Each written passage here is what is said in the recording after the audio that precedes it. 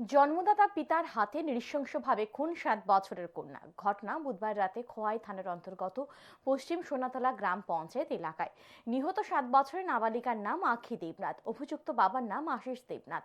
জানা যায় আখির মা আরও অনেকদিন পূর্বে পর পুরুষের হাত ধরে বাড়ি থেকে পালিয়ে যায়। তারপর থেকে আখি তার বাবা সহ দাদু ও ঠাকুরমার কাছে থাকতো।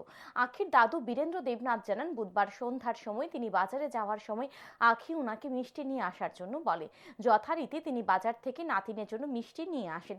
বাড়িতে এসে নাতনিকে ডাকাডাকির পরও উত্তর দিচ্ছিল না। তিনি ভেবেছিলেন নাতিন দুষ্টামি করে লুকিয়ে রয়েছে, তাই তিনি মোবাইলের আলো জ্বালিয়ে আখিকে খুঁজতে শুরু করেন। তখন তিনি একটি ঘরে আখির রক্তাক্ত দেহ দেখতে পান। তিনি জানান, এই ঘটনা উনার ছেলে অর্থাৎ আখির বাবা আশিস দেবনাথ সংঘটিত করেছে, কারণ তিনি যখন বাজারে যাচ্ছিলেন তখন আশিস ও আখি ঘরে ছিল।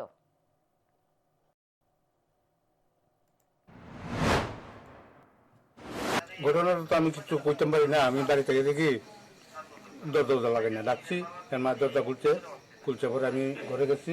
ঘরে গিয়া ডাক্তারছি, মনের খবর নাই। আমি আসলাম লুগাই দিচ্ছি নি, মিষ্টির কথা কইছে যে লুগাই দিচ্ছি নি খুঁজা বার খবর লাগে। খুঁজতে মিষ্টি আমি খুঁজতে বিছনা ঘুমাইছে যে বিছনা থেকে নাই। এদিকে চান, আপনার এদিকে চান। তারপরে আমি খুঁজতে যখন মোবাইলের টর্চ মাইরা খুঁজতে গিয়া পাইলাম আর কি কেন।